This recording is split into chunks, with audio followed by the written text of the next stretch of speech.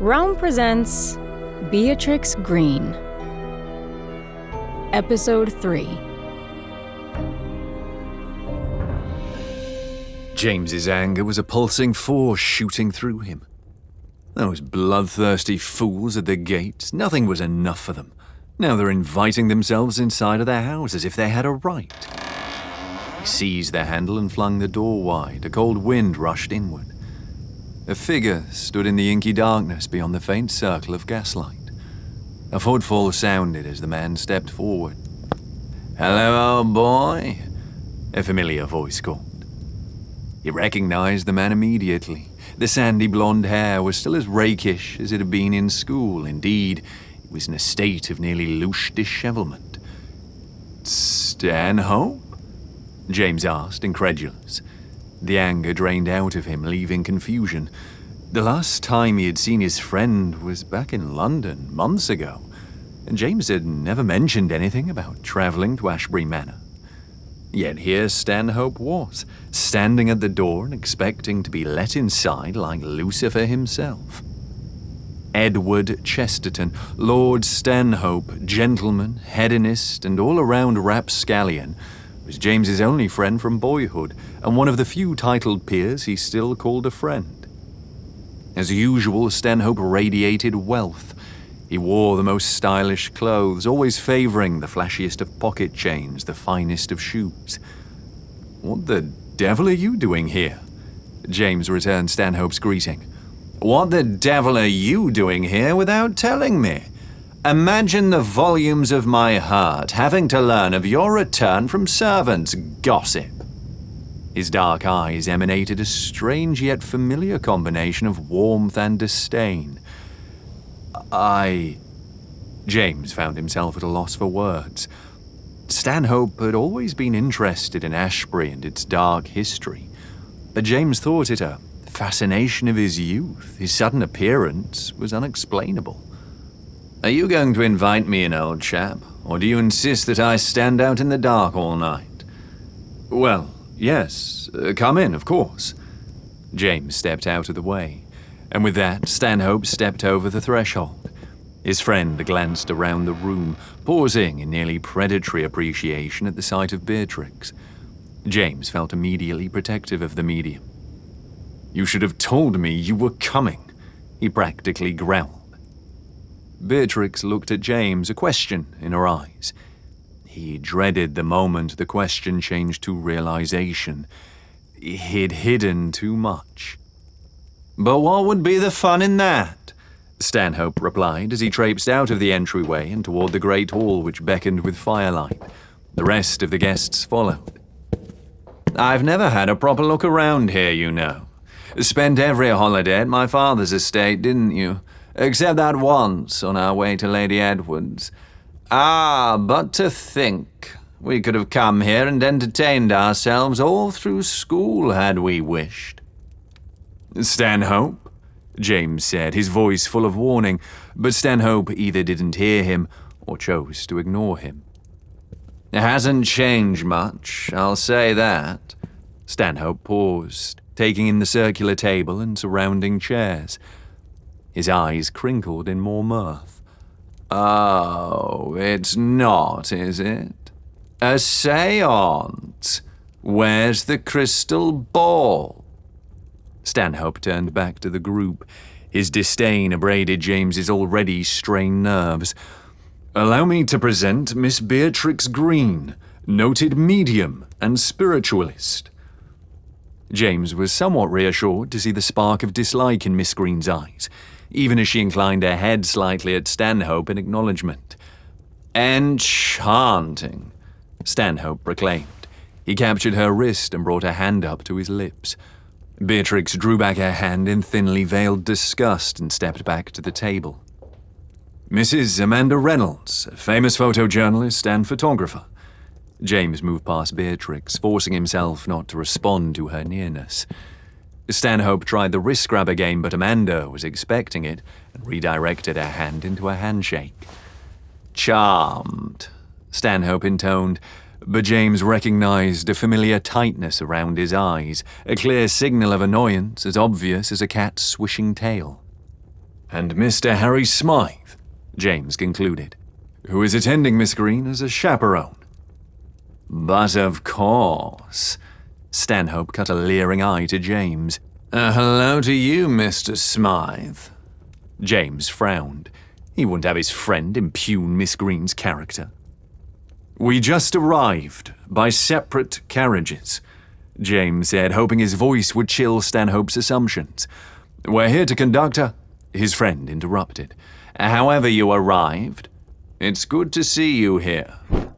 Stanhope threw his expensive cloak carelessly on the floor and crossed to the sideboard. He poured himself a large glass of scotch. James tried desperately to think of a way to signal Stanhope to stop the certain revelation. "An investigation into the occult," James continued, hoping the term would distract the other man. "No better. You were to this manor born, as they say," Stanhope said with aplomb. He lifted his glass. "Let us drink to celebrate your return. To Lord Ashbury." Amanda gasped in surprise. James felt a familiar twisting in his core, an ugly, roiling thing. Shame and guilt, and grief, not just for everything that had happened here, but that he was now exposed before Beatrix. He glanced at her involuntarily. She was looking at him as if there was some mistake. Harry's voice broke the silence. "You're Lord Ashbury." Harry took a step forward, hand outstretched in invitation to explain. "No." Beatrix shook her head. "You're James Walker, scientist." James looked at her at a loss for words. I admit I am both Lord Ashbury, owner of the manor, and James Walker, the name I prefer." His chest tightened as her keen eyes took in every detail anew. "You lied to us." Beatrix's voice was soft. James felt the shame of the accusation, her disappointment. "I didn't," James implored. "I am a scientist, and I do want you to practice your craft here." "The people at the gate," Beatrix continued. "Pros," Stanhope dismissed with a lift of his chin. Amanda simply looked confused. "The dark past of the house." Beatrix ignored Stanhope, quoting Doyle. James felt it lance through him. She knew now. She could see.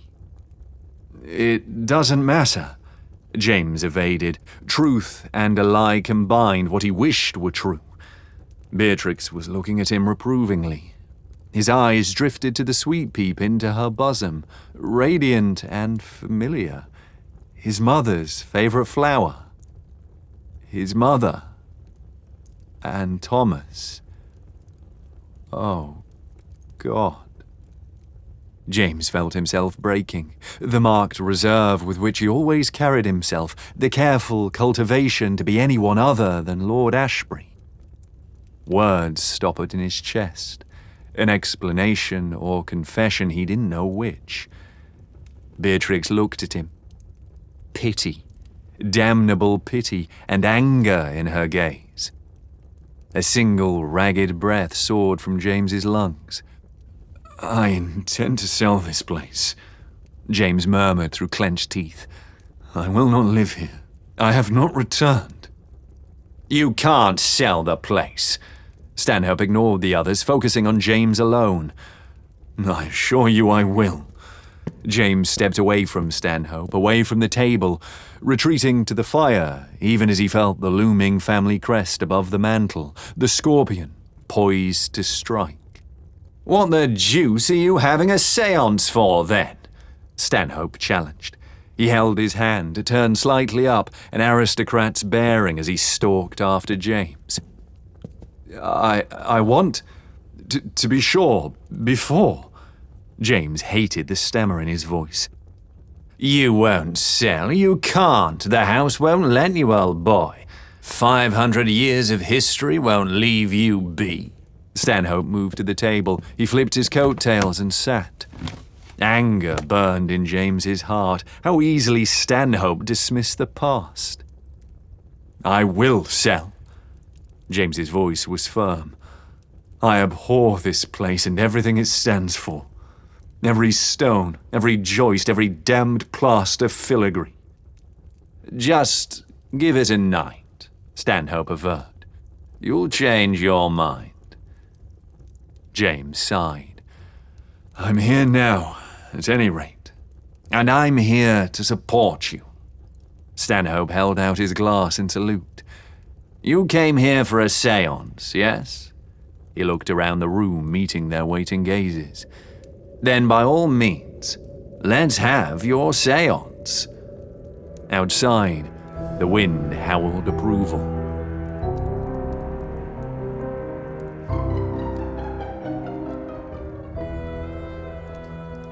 Beatrix crossed to her seat, trying to quell the fire burning in her chest. She was here to perform a service and collect her wages. What did it matter that James had lured her here on pretenses and lies? Lies, when all he'd asked of her was the truth. Well, two could play that game. She'd give him the answers he sought, take his money, then be gone from his life and this place forever. She refused to look at James as he sat down beside her. Harry taking the seat on her other side and Stanhope sitting across from her. Amanda remained standing, attending to her 2 cameras. With Stanhope so close, Beatrix felt her skin crawl. She'd always known Stanhope's ilk. Odious, condescending, entitled. The type of man who took what he wanted and more. A man who would be friends with someone like Lord Ashbury. Stanhope rapped his knuckles twice on the table. "This shall be fun," he pronounced, as if the seance were his idea. "It is clear my friend Ashbury has not told you much, but this manor has history. Ancient history. Ah, the tales this house could tell of the legendary men who lived here." Beatrix glanced at James. No, Lord Ashbury. He wore that aloof mask once again. But she couldn't help but recognize the fine lines of strain at the corners of his eyes. "It is indeed a very old house," James drawled, a slight insulting emphasis on the last word. "There he is," Stanhope crowed, "the master of all he surveys." The timbers of the floor beneath them sent up an approving creak, settling imperceptibly in the way of old structures. "Let's get on with it," James said, looking at Beatrix with something like resignation in his eyes. Or was it hope? Perhaps both. Beatrix nodded. She extended her hands, one to James, the other to Harry. The others joined hands, closing the circle. Stanhope didn't bother to whisper. "Isn't she going to get out a red candle or a deck of cards?" "Miss Greene doesn't use any of those trappings," James said. Stanhope made a noise of disappointment. "You may close your eyes if you wish," Beatrix said smoothly. "For some, it helps us connect to the world beyond our senses. For others, it is an impediment. Please do what feels right to you." Beatrix closed her own eyes for the moment. Next to her, James was suddenly so still she could practically feel the tension vibrating inside him, like a soundless chord being struck. Yes, it was time to begin. Beatrix took a deep breath.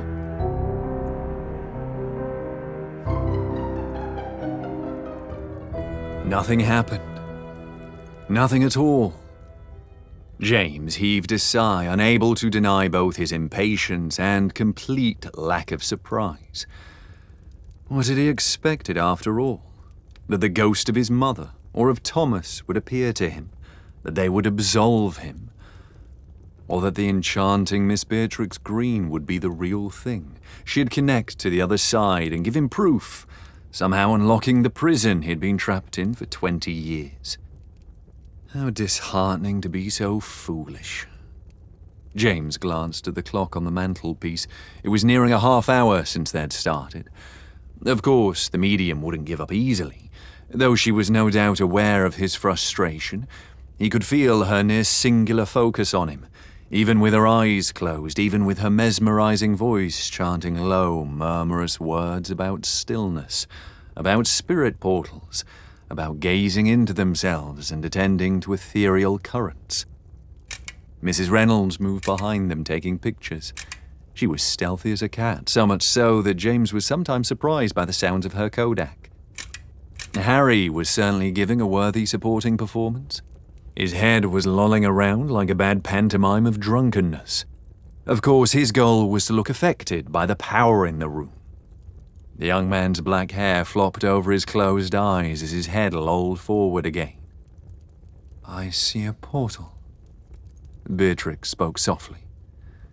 "Something dark within." Her eyes snapped open, startled. She glanced around in surprise and caught James watching her. He quickly adjusted his gaze to the candelabra. But he could hear her, beside him. She was panting, almost in fear.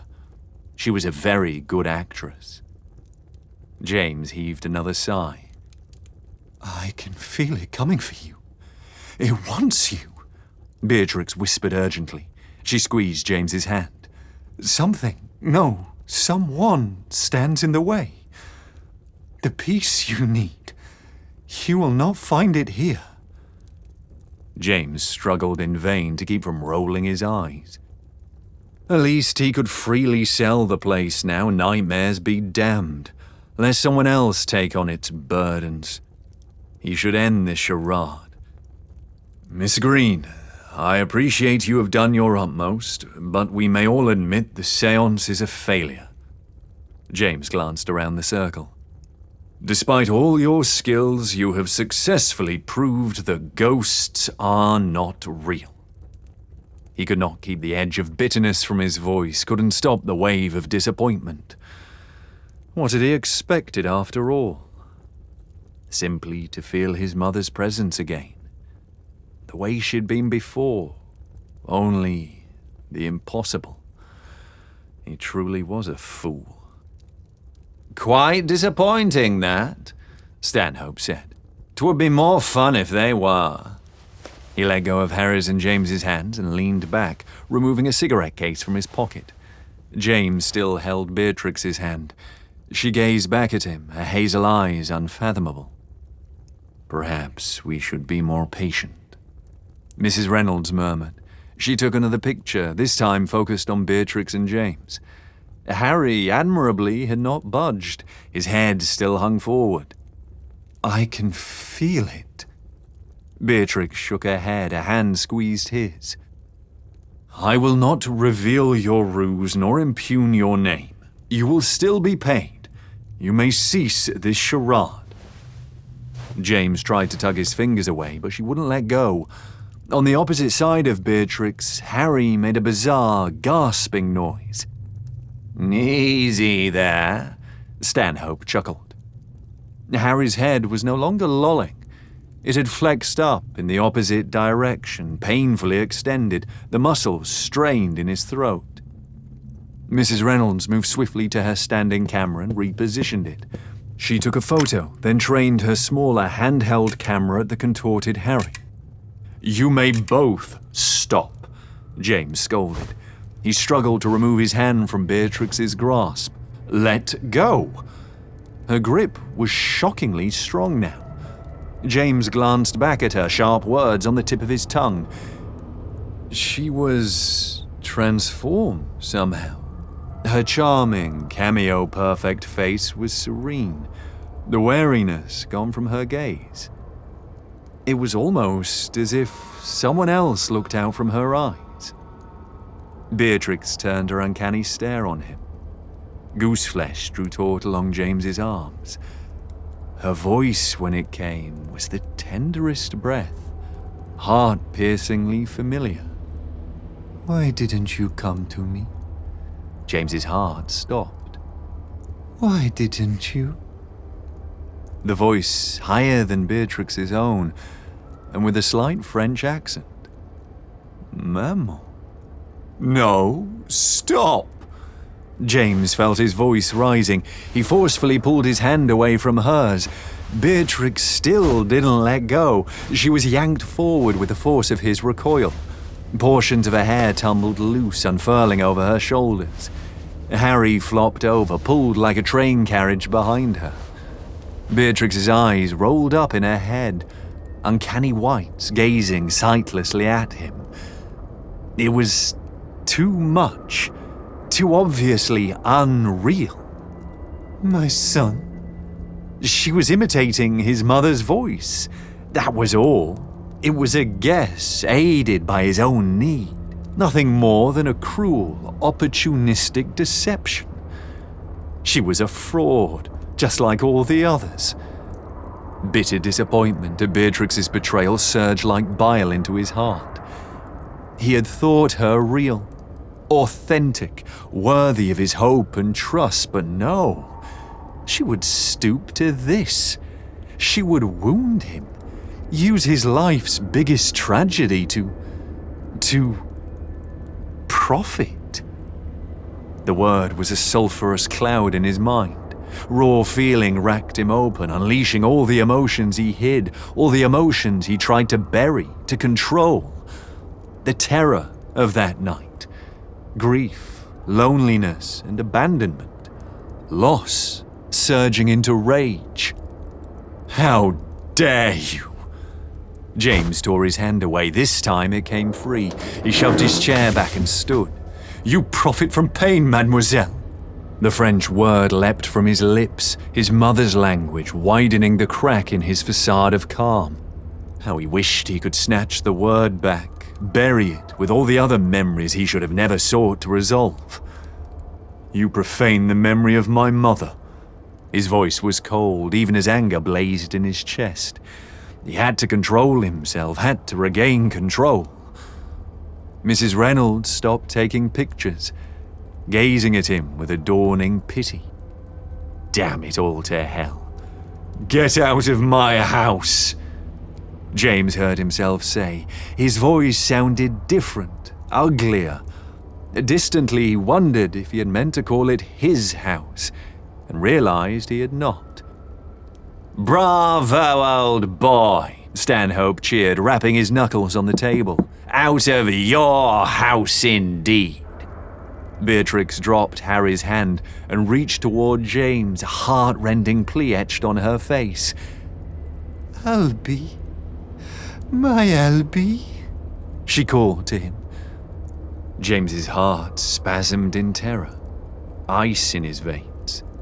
She couldn't know that name. His mother's pet name for him. No one knew it, not even Stanhope. James fell back a step. Stop! He was no longer certain who he begged. Beatrix's hand slapped down hard on the wooden table. Her body gave a shudder, nearly grotesque. Harry's head lolled forward again, suddenly, as if a puppeteer's strings had been cut. Beatrix's right hand rose into the air over the table. She was clutching a knife. Where had it come from? James took in the fine detailing of the handle and felt the blood leave his face. Leave! His mother's voice screamed out of Beatrix's mouth. James cried out as the knife drove down sharply, the blade piercing the wooden table. The moment felt suspended in air like a held breath. Beatrix's hazel irises looked out in confusion. She still held the handle of the knife, a pale hand squeezed so tight the knuckles showed white. Bee! Harry lunged forward. Are you all right? I'm... Beatrix stammered. She looked around helplessly, her tongue darted forward to wet, dry lips. James was unmoved. His blood ran cold, furious at everything she had just done, at who she pretended to be, just to shake him, or more precisely, shake him down. Get out. James took one step forward, back toward the table, back toward ownership of this moment. "I want you to leave at once." James's voice was utterly cool, belying how truly shaken he felt. "Unless there's more to the performance." Beatrix leaned toward him, desperation creasing her features. "That wasn't me!" she cried. In her hand, the knife slashed across the table's surface. "It wasn't me! I don't know what that..." The knife pulled against the table again. A grating scratch emanated from the blade as it damaged the wood. A horrified gaze watched the knife drag across the surface of the table once more, like it was completely out of her control. "I'm not doing this!" Beatrix cried. She desperately tried to remove her hand from the handle even as it carved a long mark in the table's surface. Amanda snapped photo after photo, winding her film forward expertly without looking. The knife raised and speared the table again. Beatrix seemed to summon all of her strength and forcefully pulled her hand away from the knife. She leaned back in her chair, panting, rubbing her empty palm. All on its own, the knife remained impossibly poised on its tip, as though it were held over the table's surface by an unseen hand. There was a moment of absolute stillness. The séance attendees stood frozen in shock at the spectacle. And then the knife moved, slashing at the table 2 more times. Beatrix cried out and stood back from the table. James grasped her by the elbow, pulling her away from the knife. She shivered in his arms. On his other side, Stanhope cursed in awe. Harry jumped back, knocking over his chair. Amanda Reynolds alone stepped forward, taking photo after photo.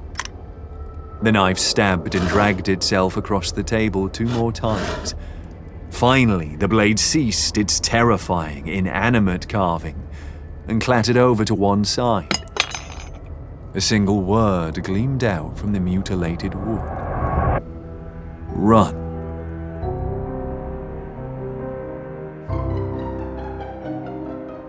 Beatrix's heart shuddered in her chest, calmed only by the solidity of James's chest at her back. "Impossible," Harry breathed. He turned wide brown eyes to her. "B, how?" She shook her head. "How, indeed. Someone or something spoke through you. No, not possible." "Singular," Amanda agreed. She stepped forward, placing her camera on the table. She touched the knife, then lifted it. Beatrix recoiled from the blade like it was a snake. "We should do another seance at once." Stanhope was animated with wonder and a ghastly eagerness. Beatrix felt James shudder. "No." He withdrew his arm. He reflexively smoothed his hair, then his coat, as if by smoothing his outward appearance he could somehow reclaim his inner self. But she had seen his face as the knife slashed its warning. James was scared. "What? No, old boy, you got a response from a ghost. We can't stop now." Stanhope stood and crossed to the sideboard as he spoke. He poured 2 scotches. "It wasn't just a ghost. It was her." James's voice was uneven with emotion. The words echoed in Beatrix's mind. It was her. How she wished that were true. Something, no, someone had used her, reached through her, seeking James. She felt like crawling out of her skin as she recalled the feeling of being inhabited, of hearing someone else speak with her voice, of being controlled. It had nearly been painful. Beatrix could sense it, could still feel it pulsing through her, the presence of the other. A torn throat, a heart-rending pain. There would be a reasonable explanation for all of this.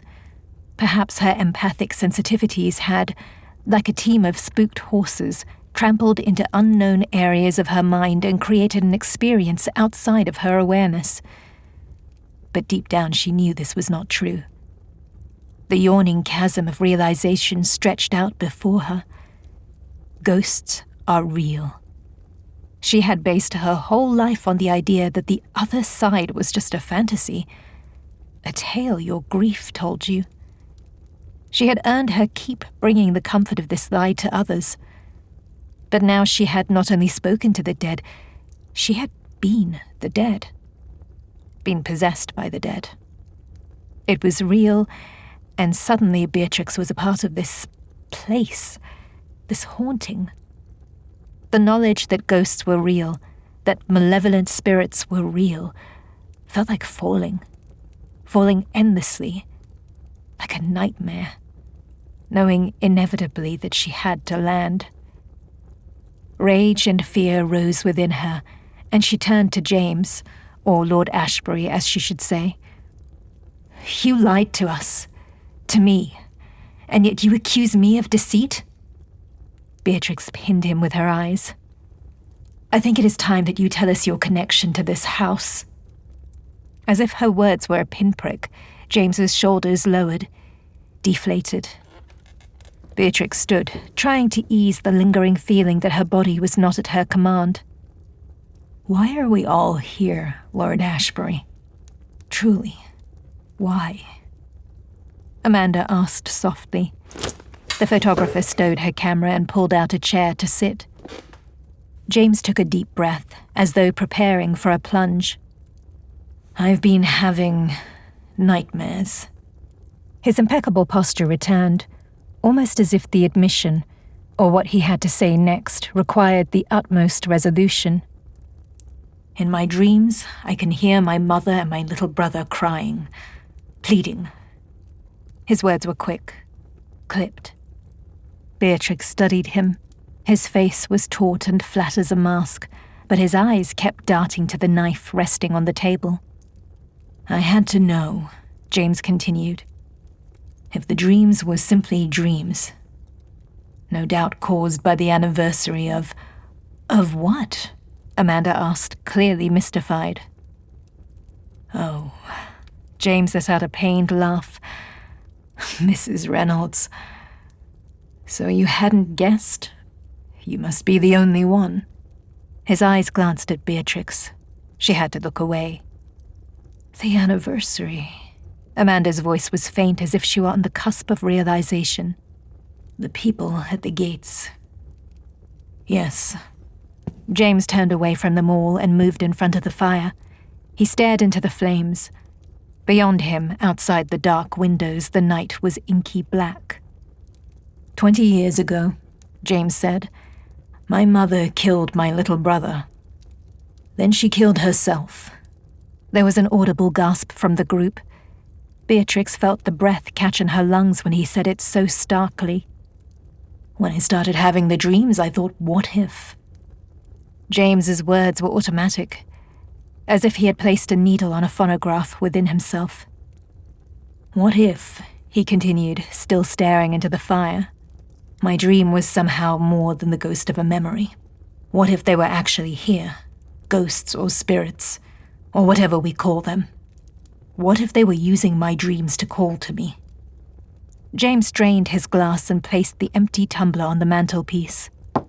"It seems so absurd as I say it now, but that's what I thought. Why I sought you out." He gave a short laugh. "Hell, why I sought everyone out. Every single medium, spirit guide, spirit photographer, haunted house, seance. I hoped..." His mouth snapped shut, but Beatrix already knew what he hoped. Her heart wanted to ache for him, as it ached for all the other grieving souls she'd always tried to help in her own way. If it wasn't for Harry, she might have lost herself completely in her own grief. And Harry had always believed in ghosts. She remembered when they were small, lying in a shared bed with Harry, telling each other tales as the theatre rumbled into the small dressing room. Harry never talked about his mother, except in the dark. "I've seen her," little Harry had said. He turned his adorable, huge brown eyes up to hers. "I've seen the ghost of my mother. 3 times. After the deaths of her parents in the fire, she had nearly found herself attending to the other side, as if it were real, like Harry believed it was, hoping against hope that, with each client, she would somehow catch the whisper of her mother's laughter, or smell her father's pipe. And now she had seen it was possible. Despite everything she'd told herself, her years of work as a medium, her identity as a fraud, Beatrix now knew that ghosts were real. Her entire belief system, her entire being had changed in an instant. The truth was like a hammer to her soul. Stanhope's voice cut through the jumble in her mind. "And so, what does your mother want, James? Why call you back here, then tell you to run?" He gestured toward the knife. It lay still, innocuous, its wicked edge gleaming in the firelight. A dawning realization, horrible, occurred to Beatrix. "Do you recognize that knife?" she asked James. "Yes." His voice was dispassionate. "It belonged to my father. It's the same knife my mother used to slit her throat." Amanda gasped. Beatrix had no memory of the moment the knife had appeared in her hand. It simply happened. One moment, the knife was not in her awareness at all. The next, it was heavy in her palm. Run. The possession was like standing at the far side of a tunnel, looking back at herself. James's mother in control, desperately angry, somehow bringing forth the blade. She felt utterly repulsed by it now, even though it appeared handsome, suitable for a lord. The carved antler handle inlaid with mother of pearl, a broad blade that came to a diamond-sharp point, shining as if it had been recently wetted.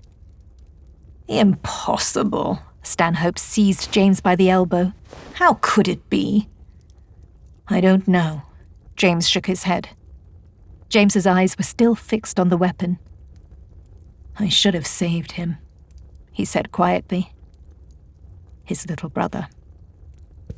James started pacing, moving relentlessly like a caged animal. He'd still be alive. His hands were in his hair, his eyebrows lowered in anguish. Harry held out a comforting hand. "You couldn't have known." A blind affirmation, based on hope and nothing more. "I knew." James wore a poisoned smile of self-recrimination. "Why do you think I hid from her?" "You were a boy." Amanda put her camera on the table. "A child." James shook his head. "There's only one resolution. We must summon your mother again." Stanhope clapped his hands together, then gestured for the others to join him back at the table. "We must perform another seance." Beatrix couldn't deny a feeling of looming menace. The scarred table shone like a beacon. Run. Would it be easier for the ghost to take control of her the second time? The knowledge summoned bone-deep terror. "No." Beatrix pulled back from the group. "Forgive me, but I'm leaving." James looked at her, stricken. "No, Miss Greene, please stay," he implored. He reached out a hand. "Run." Beatrix flinched. "You don't know what you've unleashed. Please, I need you. My mother, don't you see?" He said the words in a rush. He was usually so composed, but the seance, it seemed, had unleashed something in him. Run. The ghost didn't want them there. The threat was real, and she had to escape it, not just because it clearly wished them harm, but because she had already been a conduit for it. What would it make her do next? Run. "Lord Ashbury, I am sincerely sorry for your loss, but I cannot help you. I must leave at once, and I strongly suggest you do the same. You may forward our things to the inn, along with the rest of my payment, or to my apartments in London." She saw James wince at the title, but he didn't contest it, nor make any claim that she hadn't performed as hired. "If you must go, I accept, of course." James had pulled himself back inward again, the mask descending once more. But still his eyes pleaded. Beatrix forced herself to look into those eyes. She forced herself to remain cold, in control. "Harry, will you please escort me to the Hart and Hunt?" "Bea, I will escort you, of course," Harry said, buttoning his coat. "My regrets, Lord Ashbury," Beatrix said, but her voice held defiance rather than apology. James inclined his torso toward her in a stiff, formal bow. He said nothing. She turned from him, feeling a chill as she moved away from the fire and crossed to Amanda. Amanda took her hand in both of her own. "It was a delight to meet you, Mrs. Reynolds," Beatrix said. "I do hope you will look me up when you return to London." "I anticipate it with pleasure," she replied. Stanhope stepped into her path. There was an unpleasant scent when he drew near, not just the overabundance of his cologne and moustache wax, but something underneath. Stale. No, worse. On the verge of putrescent.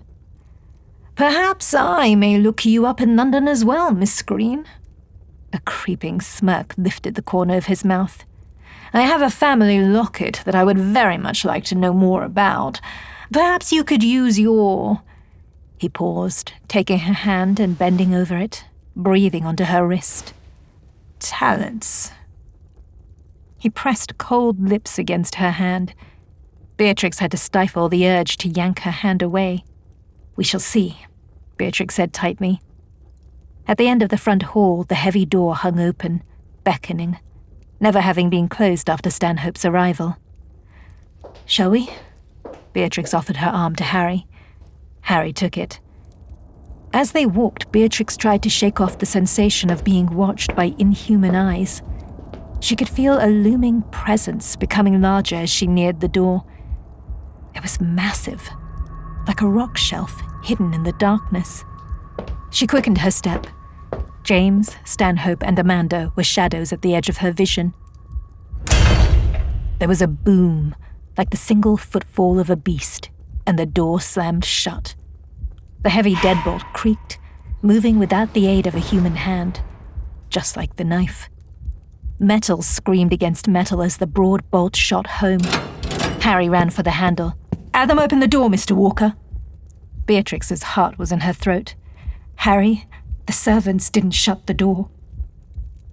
The blood drained from Harry's face and he let go of the handle, as if burned.